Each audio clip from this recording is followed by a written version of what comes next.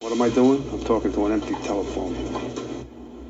I don't understand. Because there was a dead man on the other end of this fucking line.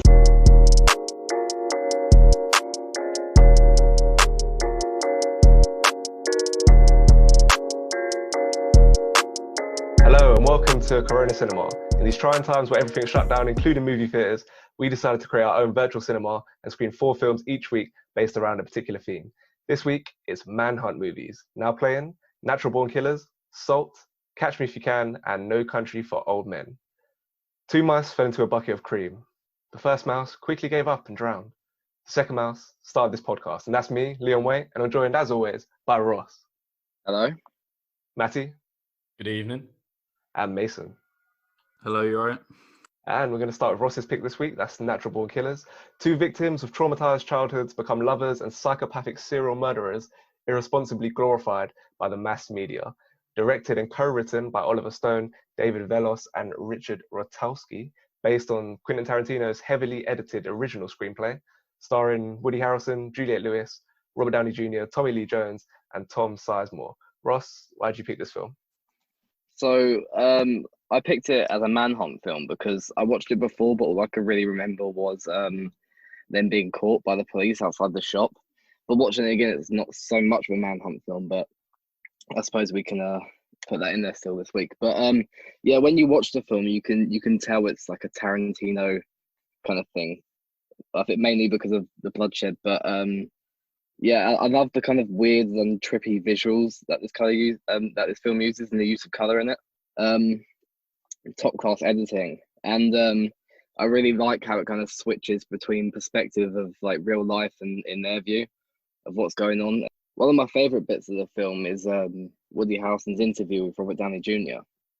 That bit is so well written because it actually sounds like a serial killer talking, and like you hear interviews from Charles Manson or something, and that's actually what they sound like.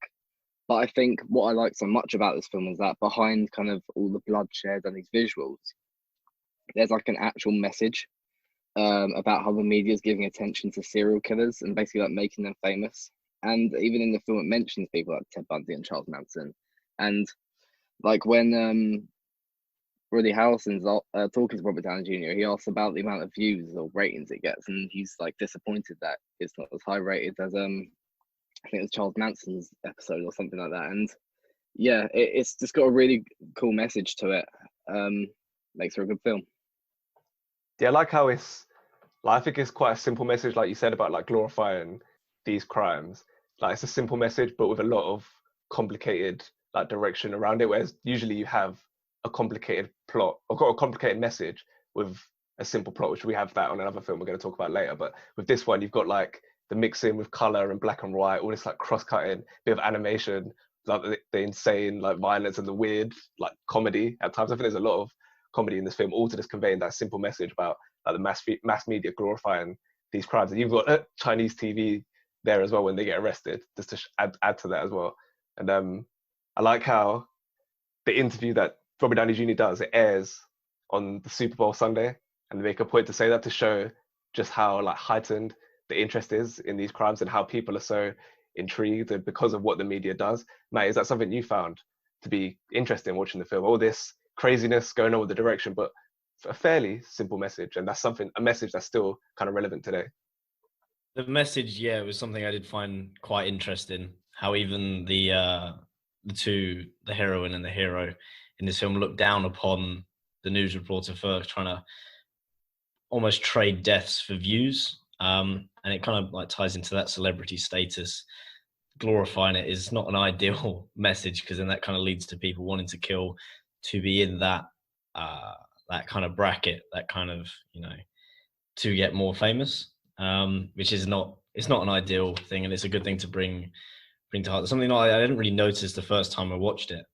On other notes about the film, when I didn't know anything about the film, so when I put the film on, I kind of I thought I put the wrong film on because at first it is very unrefined and very sketchy all over the place. I know it's meant to be like that, and I think that's something maybe the director's kind of refined over the period of time. Because I wouldn't say it's his strongest work, but it's still really interesting, and it's really nice using the different media, trying to see what reaction they can get from the audience by giving something a rather untraditional approach to showing you. Because I think I related more to the film when it was just, there was much less of those techniques in it, and it was more just pure acting and just pure scenes that you're watching play out through normal dialogue. I gained more from that because that's what I'm more used to.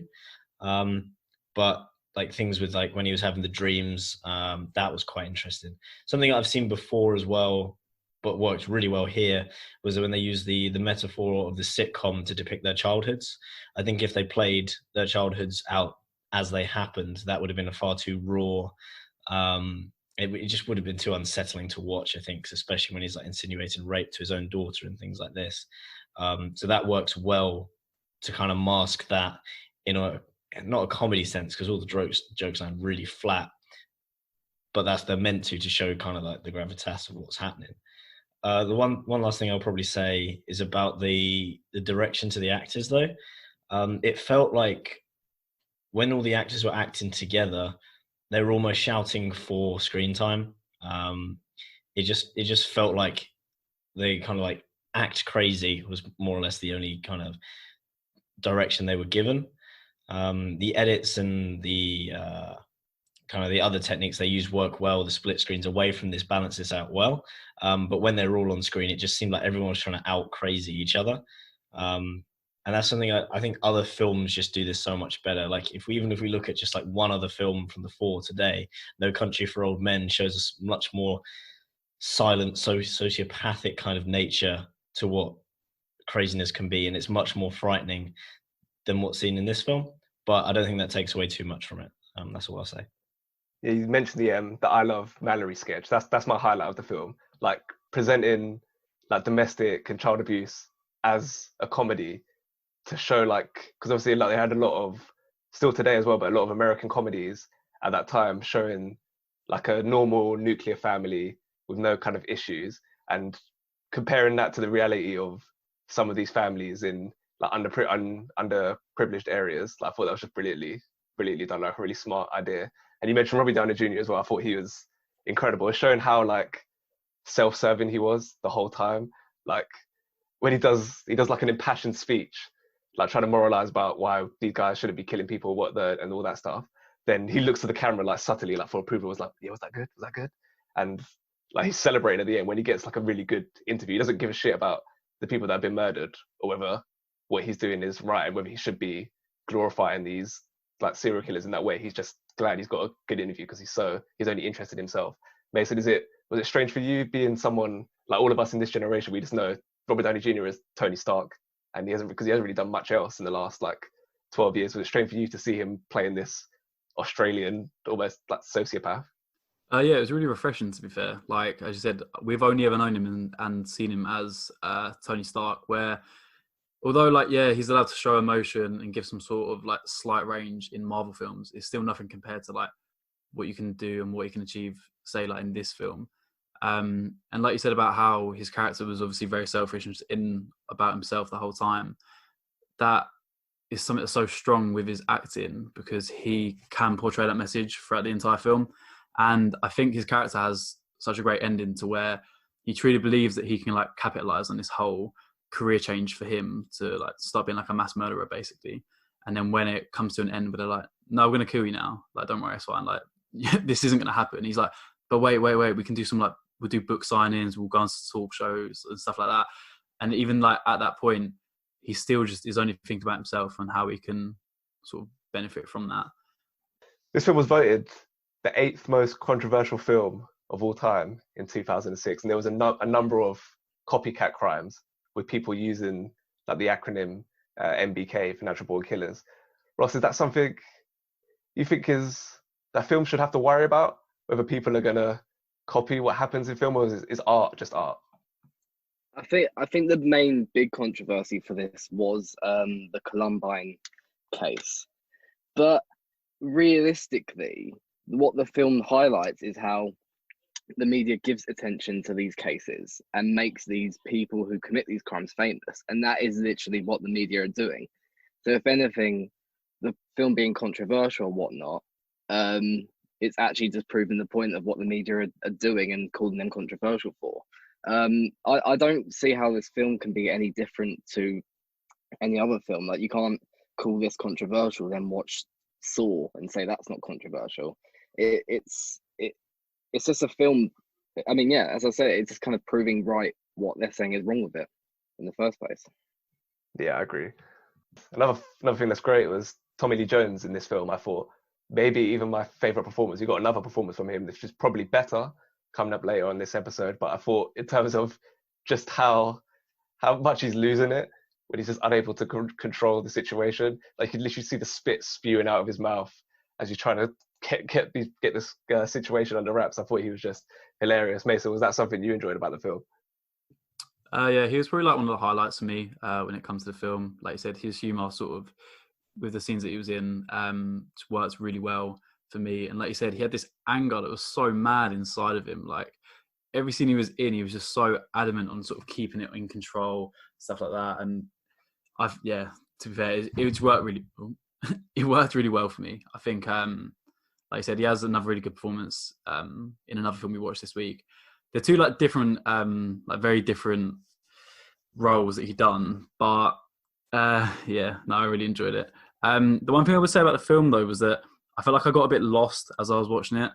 I really enjoyed the editing, but not for the whole film. I think that's where I started to get a bit bored because it was really overwhelming to watch. Basically, I do like the erratic like nature of the film, where it's switching from like black and white.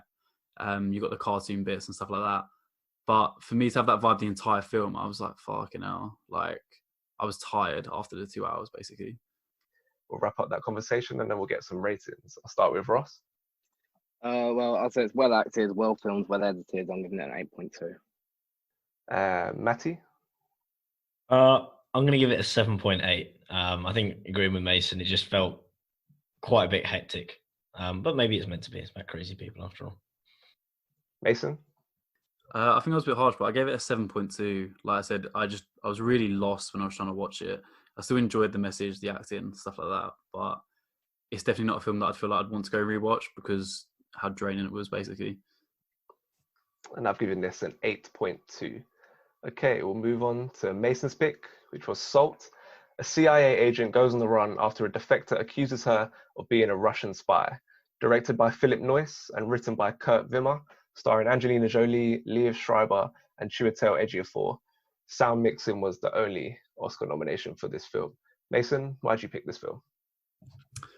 So my flatmate has been begging me to watch this film with him for a year and a half now.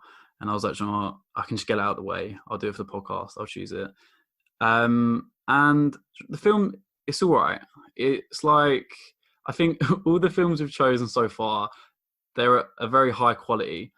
But this is like a film that you'd like flick through the channels. It'd come on. You'd be like, yeah, all right, I'll watch it. I'll put it on. I don't know. It just it doesn't offer much. I don't really think as a film. I know I should be gassing it up right now. Angelina Jolie, she's quite good in it, I guess.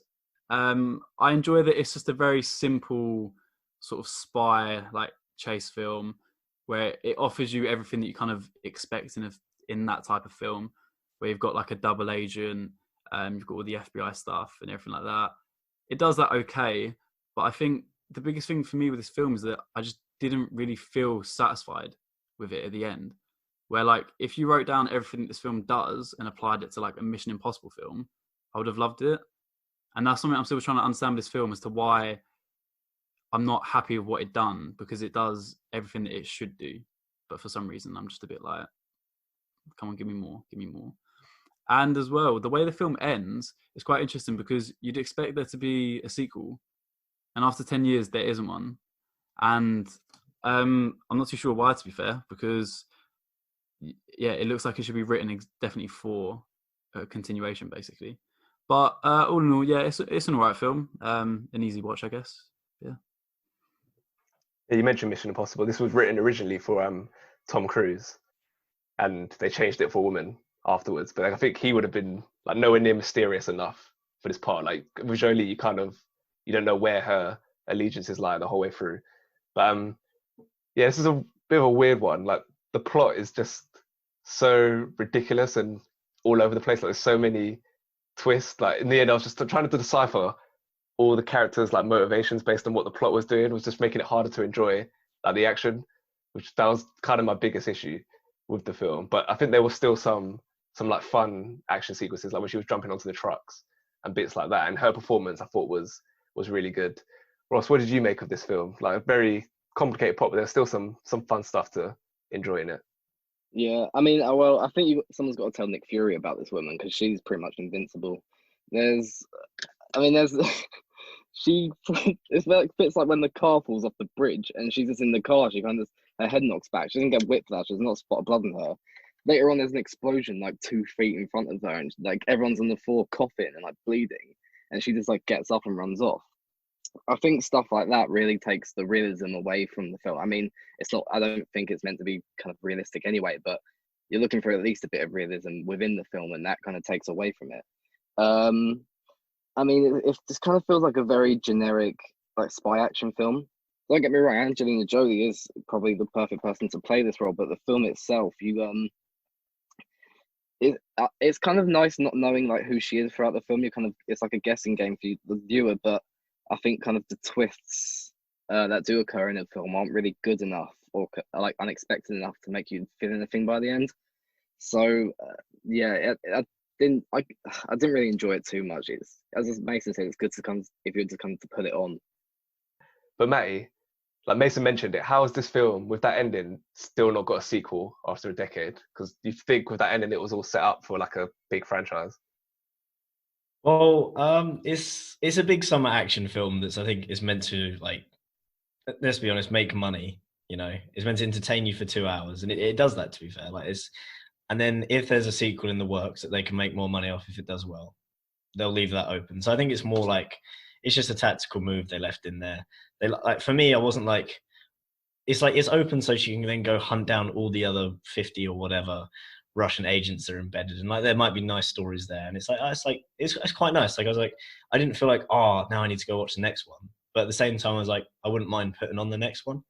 So I feel like the film isn't trying to say much, but it does. It was a refreshing watch for me because it was nice knowing that the film was just a spy film, and it's not meant to go for any awards. It's just meant to make a bit of money and make you enjoy it. So it was refreshing just to sit down and watch a film just for enjoyment. I don't have to like break it apart analytically or worry about whether it's deserving of any awards, because I don't know, like I enjoyed it. And then be able to like turn my stupid brain off worked really well. So even the plot twists worked on me. I was like, oh shit, she can't be a spy. This is they're trying to get her. And then it turns out she was a spy. I was like, oh flag, jam it, you've got me. And then it turns out then she's not, going in for it. She's changed backsides, and even the Lee Stryfer bit was excellent when he like turned out to be like a spy as well. I was gassed when I was watching it. Like I can understand why people like the film. And yeah, it was interesting. Liv Stryfer as well. I like watching him in films. I don't think he gets enough like lead roles. I think he's just I don't know what it's about him. He just looks cool, isn't he? He's like a commanding character in a film. I think X-Men Wolverine Origins, like he works really well in that. Just because he's just a good character. Other things that came up for this film, German men are just creepy. Let's be honest. Like, how could you fall in love with that dude? His eyes are just. I thought he was going to turn out to be a spy. It's just weird. I didn't really. Do you know where he's from? Where? Inglourious Bastards. Is he? He's the guy in the basement scene. He's the Nazi officer. See, sociopath, grim. But yeah, no, I couldn't fall in love with him. And yeah, and the handcuff scene. It's funny how like throughout the entire film, when they're using handcuffs, they'll use small, short handcuffs. I don't want to nitpick films, but this thing just played on my mind. And then the moment when it comes, she has to strangle someone, they give a big, long range of motion handcuffs. I just thought that was quite funny. But it's just an action film, and I'm not going to nitpick it to the degree that I would pick any other film. So. I enjoyed the film. Yeah, you alluded to the husband, and I thought that's like kind of a big issue with the film, is that if you're gonna be ridiculous, just lean into being ridiculous. Because I thought having the husband, having that like emotional like edge to the film, gave it a more serious tone that wasn't really like warranted. Or it's like something like John Wick and things like that. They just go for the ridiculous. You understand it's ridiculous. So when you do try to give it a more serious tone, I think that can be a problem. It's not like whatever you needed something else to beef up the plot, I guess. But I thought that kind of negatively affected the film. Another thing that I thought was funny was obviously the whole plot I find quite funny, but the idea that Lee Harvey Oswald, the guy who allegedly assassinated Kennedy, that how the idea he was part of this kind of like Russian uprising, he was a sleeper agent, like going back to history to implement little details of that was quite funny. I also found it quite funny how it's literally just another almost Red Scare film. Like, even though I'm guessing, well, I don't know, like in terms of like the propaganda they use in the Red Scare to like make people scared of like communists and the Russians, and you think, okay, that's funny. But these things that they had in society, like even in the 50s, they're just continuing to make films about fear of like communists. Like, you don't see like anti like China films in America, or like anti UK, or any of these kind of films. You literally just see communist. Like, the Russian is always the evil dude in a film, and I just find it funny. Like, it's something we don't even question anymore. Yeah, literally, like as Mate just said, that was my main thought watching this film. I was like, I don't understand how it, like, the Cold War was however long ago. I don't understand how this is something that we still just deal with and we accept for every film. Like, why does a spy have to be Russian every single fucking film? It's even in like Killing Eve and stuff like that. Like, it's not just film; it's also TV. It's just the same storyline. And what I don't get is that it's successful. Like, you think it'd almost be like shunned upon to like just basically slag off these Russian people in every American-made film, and that's something that like almost like doesn't sit right with me. Like, it feels a bit weird that like even today's like day and age, you've still got American like producers and stuff creating these films that paint a bad image of Russians, and yet they're a success in the country. And I feel like it kind of speaks volumes that that issue is still there in America, and there's still this fear of communism. Within the fucking 21st century? Like, it's a bit mad.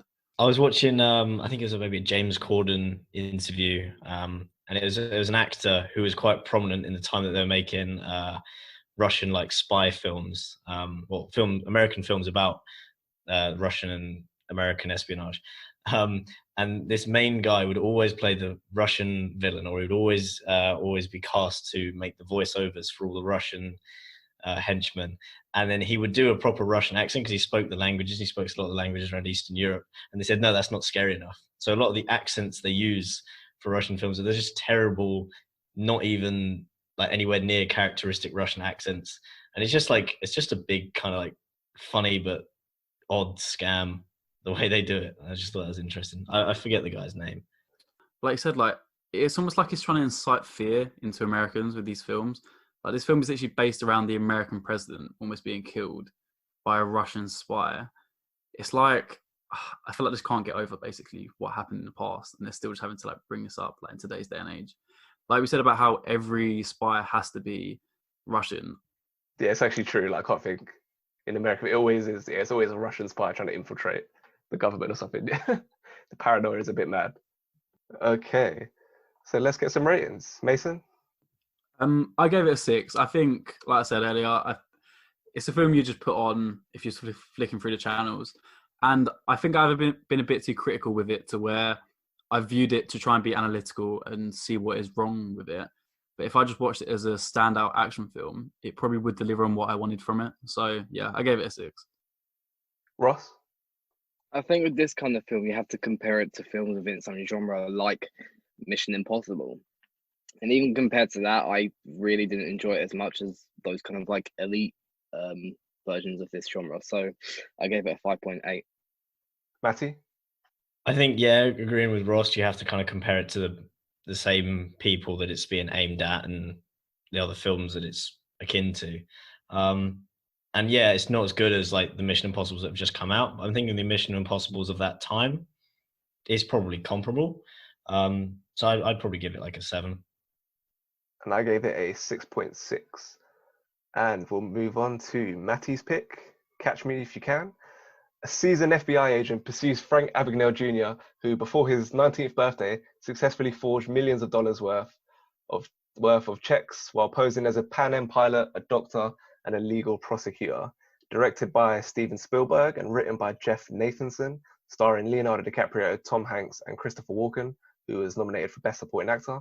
And the only other Oscar nod was for John Williams' score. Matty, why did you pick this film? I don't even remember the first time I've seen this film, but I've seen it at least 6 times, and it is really good. That's really like how I can describe it. Like, is excellent. Spielberg directing, Tom Hanks. I think this is probably one of his strongest supporting roles I've ever seen him do. The way he portrays this character to make him extremely understandable and yet still pitiable in the contrast between him and Frank's life. I think that's one of the strongest things he does without making the character a mockery, because he could easily just been this fumbling FBI agent, always one step behind. And yet there's also kind of a wisdom to the way he talks and the way he's trying to guide Frank even after he's caught. And I really like the relationship that they have throughout the film. And it's just a testament to his acting, the way he can support, not steal the show. And just, yeah, there's a scene from the film when Leonardo DiCaprio and Jennifer Garner are kind of haggling for a price, and then they find a price, blah de blah, and then it's like, oh, they're going to do the dirty, and then it just switches to the tumble dryers making almost like a rhythmic banging noise, and it's one of the best cuts in the whole film, and probably one of my favorite cuts in all the film, and it just shows like the leading of the film for like adults who'll understand that kind of cut, and then that can go over the heads of kids. That shows like Spielberg nicely adapting the film for all audiences, so there's something to get at each level, and it shows like the stark contrast between Carl and Frank's lives, because Frank's sitting there in a laundry room at bloody 10 p.m. at night. All his shirts have just been dyed pink. Some old woman's like completely just, like, oh, that was my red jumper, bloody, but I don't really care. And like his life's going pretty shit. He's got no wife, his daughter's been taken away. He can't really live with that. And yet he's the good guy. He's the one fighting for the country in terms of against fraud, against Frank, who's the bad guy. And Frank, he's just the kid who, he's 17 and everything is going right for him.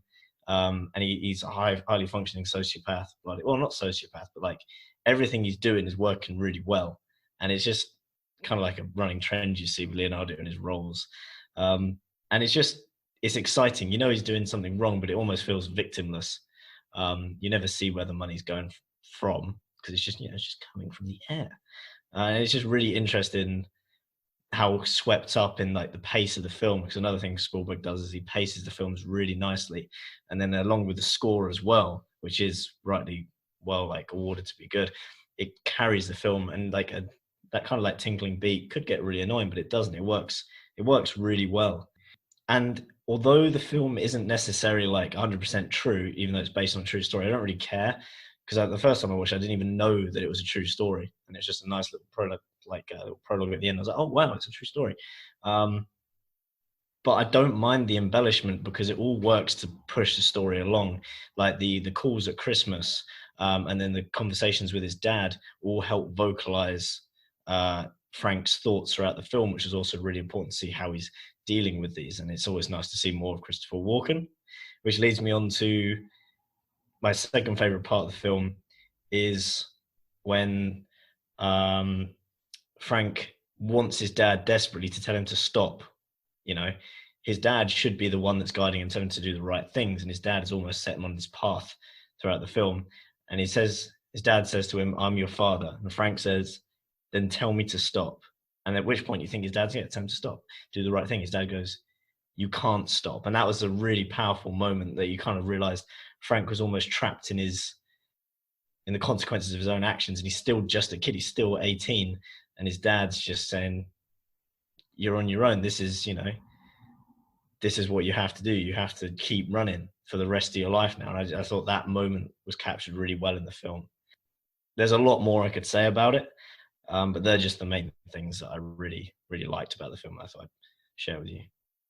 Yeah, I think this is such a like fun, playful film, and it's like that. Like from the outset, we have the animated title sequence, like even just that little bit at the start. I'm like, oh, I'm already into it. And then you have like the debilitated Frank still trying to escape, like he's ill as anything, and he's still trying to escape, and that sets the tone for the whole film going forward. And then once he pretends to be a teacher, I'm like, okay, I'm in. This is just gonna be fun. Like the first time I watched it, it's like as soon as he does that, and you see the confidence that he has, I'm like, I'm in. This is gonna be a sick film. And like I like how Like he's a scared little boy. He's torn from his home, his school, and then he's dealing with his parents' separation. So it's natural, like he wants to run, and he ends up just being like really good at it. And Leo's so great at playing a teenager in this film, despite he's like 26, 27 at this point.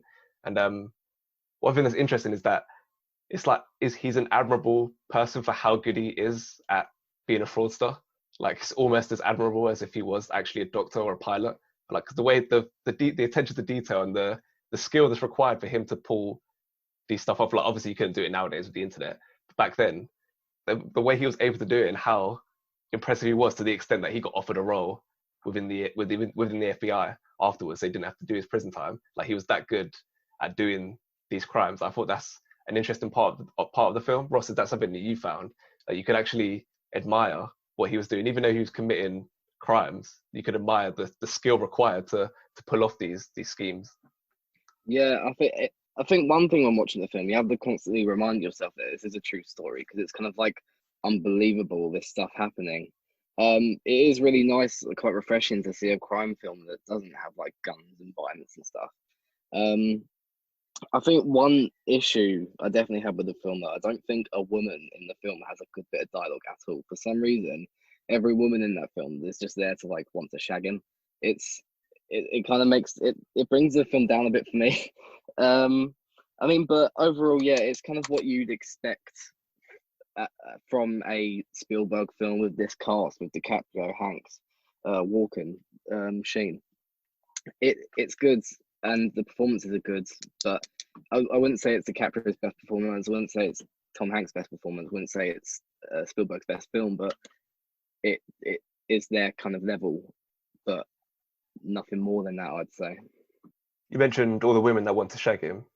Interesting thing about all those women is that they're all kind of future A/B listers. Like at this point, they weren't that famous, most of them. But then you've got Ellen Pompeo, who goes on to become on one of the biggest shows, Grey's Anatomy, one of the biggest shows of the last like 15, 20 years. Elizabeth Banks, who's now a massive star. Jennifer Garner, another hit TV show. And then of course Amy Adams, who's nominated for like 6 Oscars. So it's just another little funny part. They all just have small roles. Where Amy Adams has a bit of a bigger role, but they all have relatively small roles. But they go on to be quite famous. And another interesting thing about this film is like it's very personal for Spielberg. Like when he came on to direct, like he added the detail of the mum leaving the dad for a friend, because that actually happened to Spielberg in real life. So I thought that was like unique, because Spielberg doesn't do a lot of personal films. Like he's known for his blockbusters. He's pretty much the signature blockbuster filmmaker of the last 45 years or so.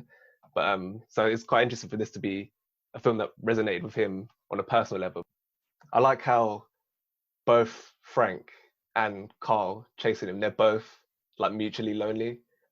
Like they're chasing after each other, but they both they just desperately want like a family back. That's emphasized by like they're having the phone calls at Christmas, where that's the time you should be with your family, and they're sat there phoning each other. One's in the office and the other guy, where they're both just alone. I also like one thing I mentioned before we started recording, the idea that the real Frank didn't actually see his dad after running away, but Spielberg put that into the film, and the real Frank, he liked that this was put into the movie, because that no matter what he achieved in his life, every day he'd get home, sit on his bed and think, well, I wonder what my dad would think about this. Some other things I didn't touch on before, like you said, was the power of confidence. I think is the main thing that you can take away from this film, if not from the other points. Like everything he does, if he attacks it with confidence and with enough perseverance and planning, he really does pull off. This character's really good at stuff, and that really does show. Even when everything he's done is fraud, but there's always this callback to how did you pass the bar? How did you pass the bar? And then I don't know how long, but I'm guessing you're usually like studying for that exam for anywhere from like 3 years to 2 years, and he studied for 2 weeks and passed. And it does show that no matter like how many bad shit he'd done, whatever he had chosen to be, he would have done well at. And I think it was just a question of his upbringing and his opportunities where he could have ended up, and he could have been a pilot, a doctor, whatever he wanted to be. Amy Adams as well was a nice I didn't really notice she was in this film until like watching it again. There might be a little bit of a edge towards her maybe overacting, but again, that might just me be a bit picky, just knowing she was in there. I think if you came at it with a fresh attitude, you might not have seen that. And then probably one of my last favorite little bits from the film is when they're interviewing the schoolgirls for the flight stewardess academy blah blah blah program that you made up, and one of the students said they'll be flying at an altitude of 300 feet at a speed of 6,000 miles an hour, which is quite impressive. 3 times the speed of light or whatever. That would be quite a sight to see. And I think I've watched the film nearly 6 times. I only noticed on the last time she said that, paying back again to the power of confidence. If you say something like you know what you're talking about, most people go, yeah, okay, that sounds right. So yeah, really interesting film. My favourite scene is the hotel scene when they first meet and he comes out the bathroom. And I just love the way like Hanks is like those like flip up glasses. Like it just makes him look so like hapless. He's just standing there like, wait, what? He's just so baffled by what's going on. And he's just so like exasperated by meeting Frank for the first time. And that's another thing you mentioned about the power of confidence. He's just so in that moment, he just knows exactly, okay, this is what I need to do in order to convince him. Because he didn't even have like a badge to show him. He just has the confidence to hand him the wallet. No, he's not going to look at it. As long as he keeps the conversation going, he won't look at the wallet, so he can have a chance to get away. I thought that was just perfect. Yeah, I really like that scene, and I think that's where the film in general kind of picks up as well. Because before you get the backstory, which is nice, but kind of after they meet and once Tom Hanks turns into this like cat and mouse chase kind of thing, like right after that, after he's seen his face and he knows who he is, I think the movie really picks up after that point, and that scene is really good. And yeah, it's just really nice to see DiCaprio's confidence when he's talking to him and he gives him the wallet, and Tom Hanks is kind of just like cluelessly there trying to like look in the wallet whilst holding these other things. And then when he opens it up and all these like labels come out, and then he looks out the window and DiCaprio's just in the car out there. It gets for a good view. Matty, do you concur? I concur. Yeah, that scene, like as Ross says, it almost like as soon as they see each other's faces, it's almost like the chase almost then commences, and then the film really starts. They know who they're looking for, and he knows he's being chased. Really nice scene, and the acting between those two, the dynamic is literally excellent because it tells you everything about both characters, the way they're acting. Like as you were saying, the flustered, kind of like bumbling way that Tom Hanks acts. Fuck me, I'm really struggling today. Tom Hanks acts, and the way Leonardo DiCaprio, the confidence that he carries as well, and just the little conversational things that he's picked up through the years of watching his father work with different people, just really, and you just can't ask for anything more in terms of the writing, in terms of the score, in terms of the acting, like everything. It really comes together in this film, and it's just so subtle as well. Like fuck it, I love this film. Mason, favorite scene? Yeah, I think my favorite scene it's quite a simple one, but it's the one where he speaks to Elizabeth Banks and gives her the first check that he's forged. Because prior to that point, you're sort of like enjoying a character and stuff like that. But at that point, I like truly bought into. We've mentioned like obviously before about his confidence, but that's when I truly bought into it. And like I said, I think from there the film just continues to sort of get stronger, but at the same time keep this same pace of like how smart he is and stuff like that. And I think what I really appreciate about the film is that it offers both sides of like the cat and mouse chase really well, because normally you're sort of like one side and stuff like that, but with this film you see both sides so well to where if you like sort of change perspective as you're watching it, you can appreciate both of their journeys and as to why they're doing it. But if you just like watch it sort of straight away, you want DiCaprio to be DiCaprio is he is the villain technically, obviously, for what he's doing. But as a viewer, he's the one that you're rooting for, and you're sort of slandering like Tom Hanks and stuff like that. But like you said before we start recording, he is literally just doing his job. So it is obviously like a bit of a head fuck in that sense, but that is a strong point I think with the film. One thing that I find really funny is the idea that he managed to escape, and when he gets out of the plane and gets onto the runway or whatever, but the idea that he managed to get out of the airport and get to his mum's house, presumably on foot, I don't know. And then just as he gets to his mum's house, that's when the police catch up with him. Just the idea that doesn't really matter. It's just funny. The idea that he was on the runway, like where did he go? That they couldn't see him, and then he could get out and then get to his mum's house. May. Yeah, watching that recently, I was like, yeah, that's an absolute myth that you managed to sprint out of an airport. I know American airports are a lot more lax, but he came from international. But then again, it's just I was so swept up with the film and the story. I was like, I don't mind. It's ridiculous, but I don't mind. It's fuck it. It's poetic license, you know. I think it's still seeing that his his mother that's moved on and the kid, and that kind of gave the film its last bit of closure that he needed to go stuff it, take me home. And that was interesting. Like his last ties, like his dad was dead, and then his mum's moved on completely. I think that gave that chapter of his life a nice finality, and then to not end the film there and carry on to see right how does he deal now with his consequences, and then moving into the FBI. I think the film's balanced really well, and it ends just where it should. Never know. Maybe he did escape in real life that way. Never know. Okay, let's get some ratings. I'll start with Matty. I gave it a 8.3. I want to give it higher now, but stuff it 8.3. Mason. I really enjoyed the film. I gave it an 8. Ross. Yeah, good fun watch for me. I gave it a 7.9. And I gave it an 8.1. Okay, the final film, which is my pick, No Country for Old Men. Violence and mayhem ensue after a hunter stumbles upon a drug deal gone wrong and more than $2 million in cash near the Rio Grande.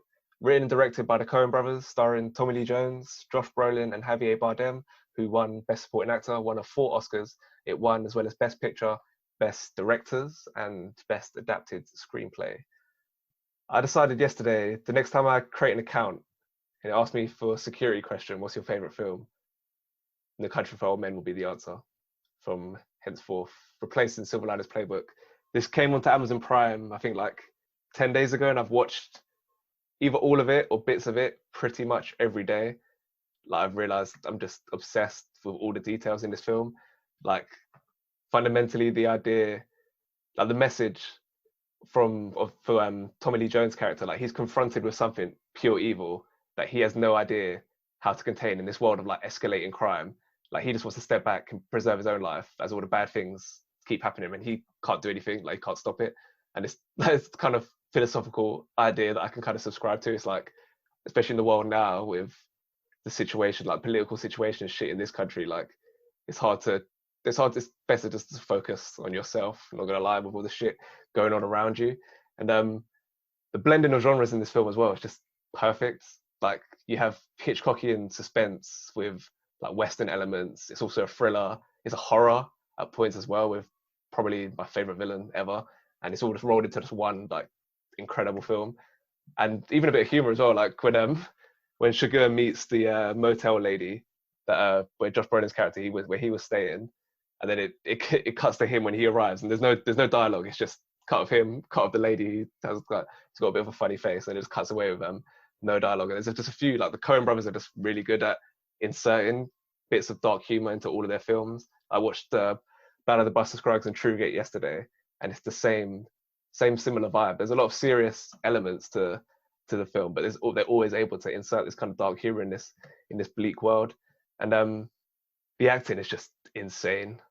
Like as a collection of 3 performances, and then Woody Harrelson as well, to be fair, like I struggle to think of anything that's better.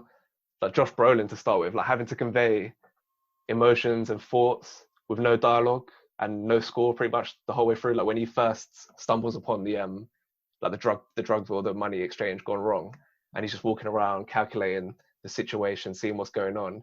Like the way he's able to do that with no score, like it's just him walking around looking at things. Like I thought it was just so good. And to that end, like the minimalist score, like it just allows like the wind to immerse you in this like barren desert environment. And I thought that was just perfect. Like you really feel like you're in there.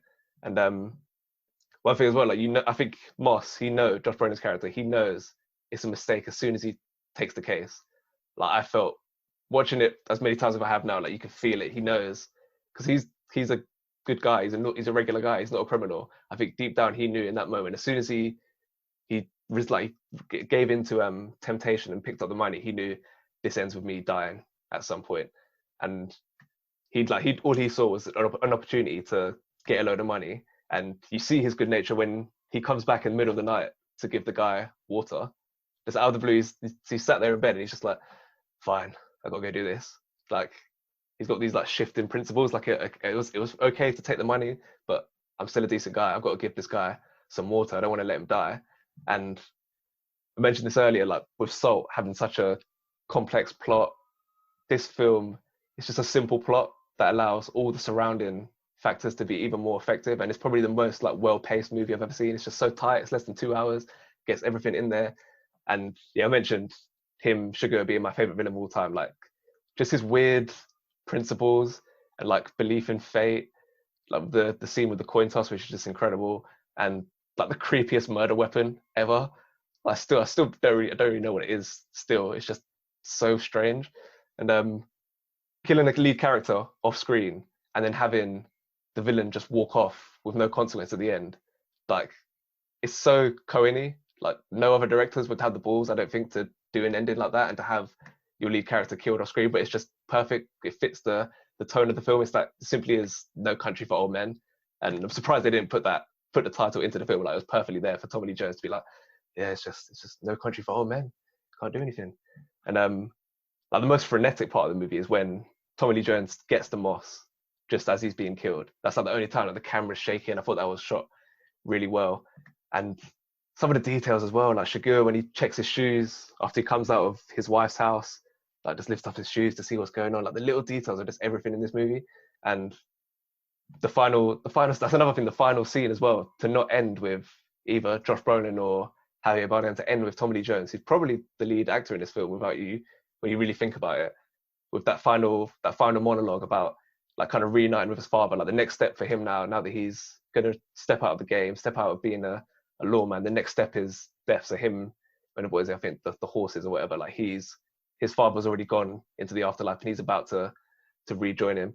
So yeah, this is my new favorite movie of all time, an absolute masterpiece. Mason, what were your thoughts watching it for the first time? Yeah, like you said, first time I watched it, and I think once it finished, it's one of those films where straight away it's like, it feels like a masterpiece, really. I'm gonna basically to repeat everything you've said pretty much. The three leads in the film are so strong. Like, their acting is like amazing throughout, basically. And I think each character, obviously, all of their motives are different and everything like that. And they're all so well developed that you're bought into all three like at once. And I don't know, I feel like there's so much like that I can say about this film, to where how it balances three like large stories all within one, and having it all going on at once and everything like that. It's so well, and I think all the characters are developed. It's like a higher standard. I don't really think there was a point in the film where I was bored. I watched it quite early this morning. I thought I'd just be a bit lazy, sort of got on my phone as I was watching it, but I was gripped pretty much straight away, because you have the mystery at first when he sort of finds the money and stuff like that, and then from then it is this like chase film basically, but just with such a high quality and something that's so unique. I think my favorite part, like you said, was how the film blends more than one genre together. And I think that's something that we're starting to see a bit more in films, with stuff like Parasite, which obviously does it perfectly as well. But it adds so much like depth and layers to the film that as you're watching it, it makes it so much more fun to watch, basically. Like you said, as it being a thriller and a horror, I genuinely got those vibes when you have the villain on screen. And I don't know if that's like a credit to his acting or stuff like that, but it was genuinely terrifying. It gave me like vibes of like the Halloween film, like the original Halloween. And yeah, like you said, all in all, it's just a really good film. I'd 100% watch it again, really.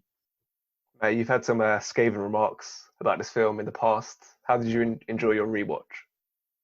This is probably the biggest turnaround in terms of a rewatch. Mate, I'm having a shocker today. This is the biggest turnaround in terms of a rewatch I've ever had. I think it went from being probably the worst film of these four to the best film of these four in just one rewatch. And I think I heard a quote once, and it really fits well for this film.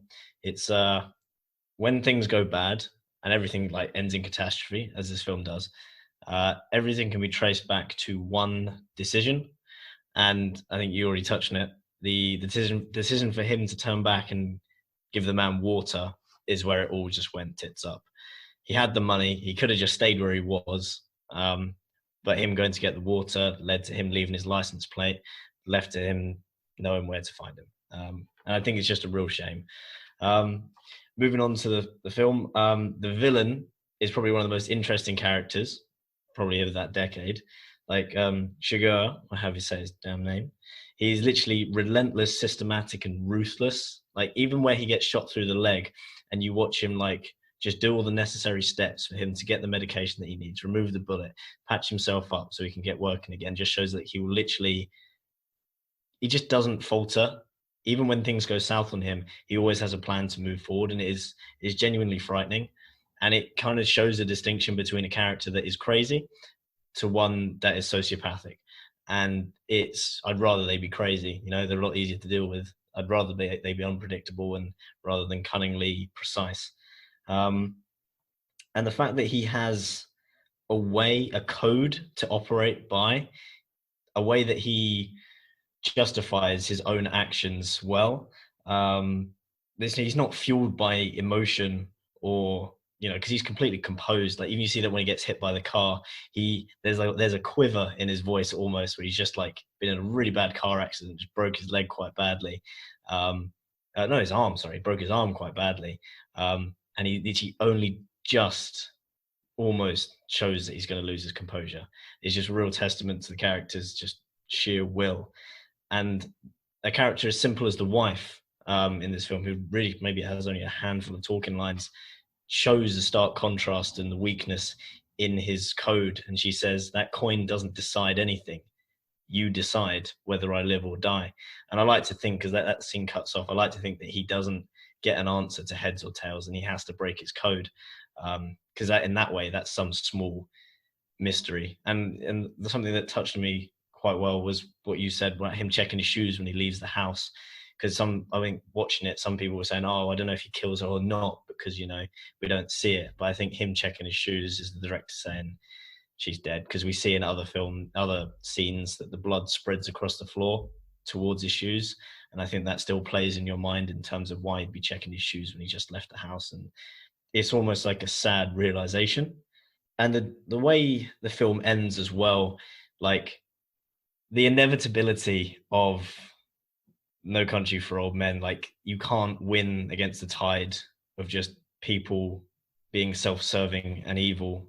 And then like Tommy Lee Jones saying, even the conversation he has with the old man in the shack, like I forget his relation to him, but the statement that this isn't a new thing, this is the way it is, this is the way it has been, and this is the way it will be. And the fact he's going to go meet his father, who was taken a lot earlier along this journey, but they're still going to go to the same place. And then how he ends that story, he says, and then I woke up. It's almost like is there a meaning to it? He doesn't know himself. It's almost as meaningless as a dream. It is what it is. It is what it is, you know. It's a painful meme to use to summarize it, but that's almost the message of the film. Like you can't fight it. It's almost human nature. The tension in the film is excellent. And the sound design is perfect, and the use of the locks as well, that bolt action of it breaking the lock open, and the weapon you talked about, you don't know what it was. It's a shot used to euthanize cows and horse. You put it between the forehead, you stroke them, and then bolt goes into the head and kills them instantly. And it almost relates the people killed in the film to just cattle. It's kind of it's a fitting weapon for the villain in the way he treats people, and the way he kind of deals with life is almost just cattle to him. And it's just quite a powerful message and a very powerful film. And yeah, it completely changed the way I looked at it. The only reason I didn't like it is because the main character is killed off screen. And I wasn't looking properly when they showed us his body. So I didn't think it was him. I thought it was some Mexican, and I thought he was going to turn up at the end and be like, he's back. He's going to save his wife. So I was waiting for the wrong thing. So I was disappointed in the film for the wrong reasons, but that's my own fault. Yeah, excellent film. Yeah, the thing about that weapon, like you get a really funny scene with when Tommy Lee Jones' deputy comes and he's like, yeah, we didn't find a bullet. And Tommy Lee Jones is like, what? Says, what, did he reach in there and take the bullet out? Because of the nature of the weapon, like it creates that kind of morbid kind of humor. I think you made a really good point about like the detail how they plan every step is like logical for all of the characters. It's like, okay, this has happened, so now I've got to do this, and everything's precise, everything's meticulously like planned out. It's all just logical, and that kind of gives the film a nice pacing. Ross, was that something you found that it kind of carried you along the film nicely, knowing each decision the characters make makes sense based on what has just happened? Yeah, it carries the film so well. And it's one of them films where every scene is in there for a reason. Every bit of dialogue makes sense, and it's so refreshing to watch a film that's just so original in everything it does. It's probably like I can't think of any other films that would have that be so like nail biting in a lot of its scenes. Like the scene where he's sitting in the motel room with the tracker, and you can hear Sugar like outside the door. But it all does it all without a score. It's the way it's so original in the way it does that. Using silence to build intensity. Yeah, and the whole film is paced so nicely, and you when you think back to it, you think, oh, that must be like a 3.5 hour film, but it's actually just like a 2 hour film, but it works so well in that way.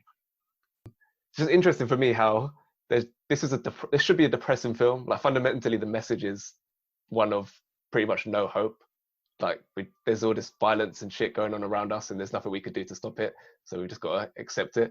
So it kind of is. It shouldn't be so rewatchable, but it is for all the other reasons we've talked about so far. That the fact that this could now be my favorite film without a positive message is kind of amazing to me. Mason, is that something you think you'll return to this film despite kind of the grim morals within it? Yeah, it's really weird to say it like that, because you almost push that all aside when you are watching it. Like, obviously, that is the main driving force of the film. But when it comes to the end of the film, like I said straight away, I wanted to rewatch it, not even to like analyze it or to understand it even more than I did the first time, but just simply to like relive the experience of watching it. Like you said, you've seen it most days this week. I don't think it will be one of those films that will have less weight now that I've seen it and I know that what's going to happen like throughout and stuff like that.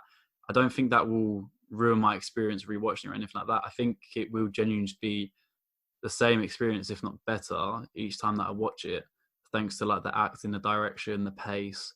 And when it's all blended so well, it's hard to not want to go back and watch a film. And I don't know, I'm trying to think of a film recently that I've seen that I've had such like an urge to want to go back to sort of straight away. But yeah, no, definitely. This film clearly is doing something right for us all to have this like want to go back to it, basically.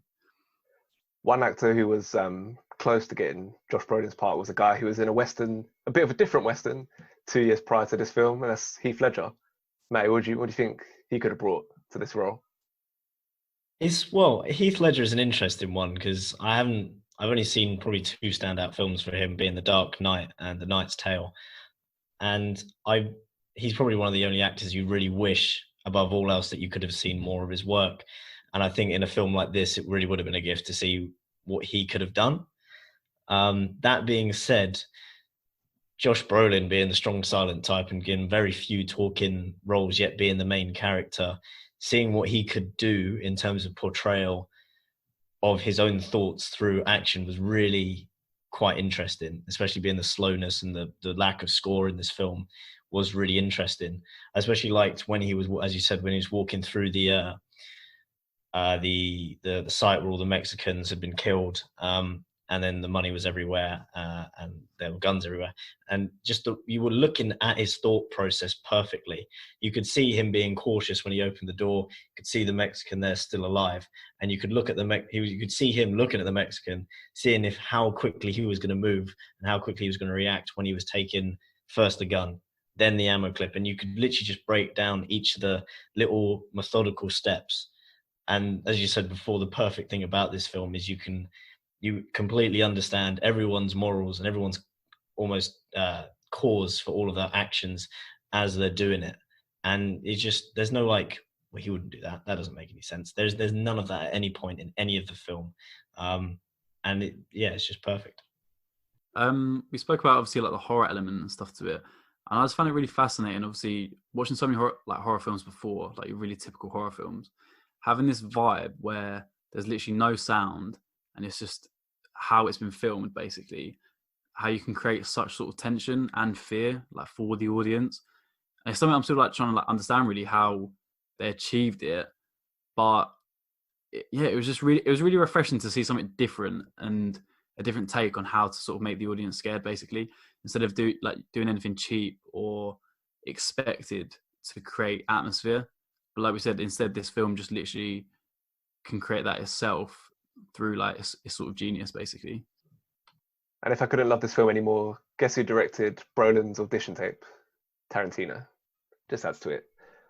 Okay, so let's get into the ratings, and I'm going to start, and I'm going to give this a 9. Matty? I'll give it an 8.8. Mason? I think considering it's the first time I watched it, and I respect it so much already, and then to be honest, after hearing everyone else's sort of opinions and how they analysed the film, yeah, I gave it an 8.7. I think it's just a really strong film. Ross? Yeah, this was the first time I watched this film, and I'd love to watch it again and kind of notice even more about it. I gave it an 8.8 as well. Okay, now let's get everyone's films in order. Going to start with you, Mason. So at the top, I've got No Country for Old Men. Second, I've got Catch Me If You Can. Third, I've got Natural Born Killer. And then fourth, I've got Salt. Matty? I've gone for the same. No Country for Old Men, Catch Me If You Can, Natural Born Killers, and then Salt. Ross? I've gone for No Country for Old Men, then Natural Born Killers, then Catch Me If You Can, then Salt. I've got the same. I've got No Country for Old Men at number 1, Natural Born Killers 2, Catch Me If You Can 3, and Salt at 4. Okay, now let's get our overall rankings for this week. We've got No Country for Old Men at number 1 with an 8.8, Catch Me If You Can at number 2 with 8.1, Natural Born Killers at 3 with a 7.9, and Salt at number 4 with a 6.4. Okay, we've got a few things to decide here. Catch Me If You Can, is that better than Superbad? I'd vote yes. No. Yes.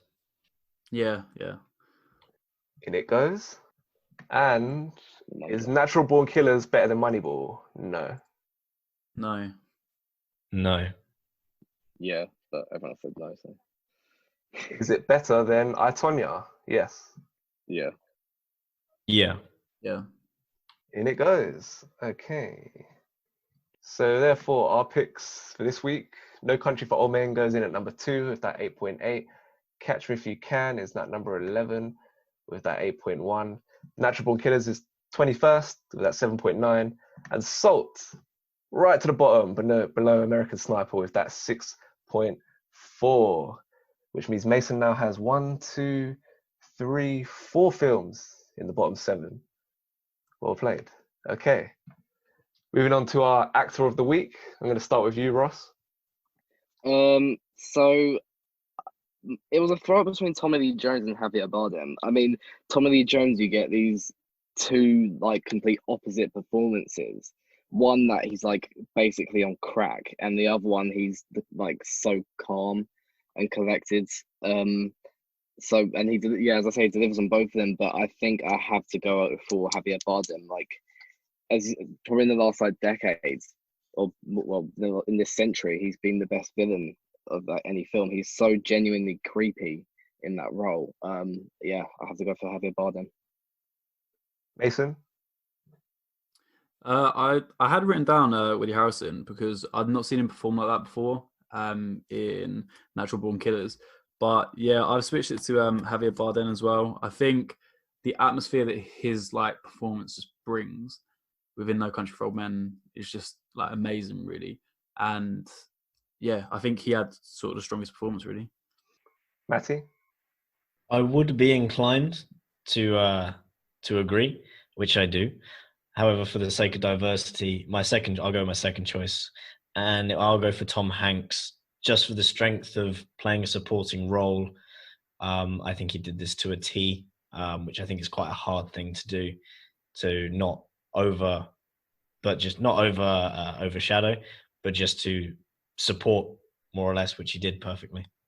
Yeah, I didn't even consider like Tommy Lee Jones' performance in Natural Born Killers when thinking about picking him, but I picked him regardless, based purely on the strength of No Country for Old Men, because I think like Javier Bardem is obviously incredible. Like all 3 of them, or 4 of them even, are incredible, and Javier Bardem is the most memorable one. But I think what Tommy Lee Jones is doing, like how the subtle performance is just really good. And he got nominated for an Oscar that year for a different film, which is interesting because I think him and Josh Brolin, they kind of split the best actor, they split the vote in that kind of sense. So neither of them got nominated for this film. But yeah, Tommy Lee Jones is my actor of the week. Moving on to the Kevin Garnett Award for a sports person who could successfully transition into acting and be in this movie in honor of KG's performance in Uncut Gems. I'm going to start with Matty. So my film being Catch Me If You Can, I'd like to replace the man that his mum runs off with Tiger Woods, just because I felt the film needed a bit more of a diversity quota in there. All about diversity. Mason?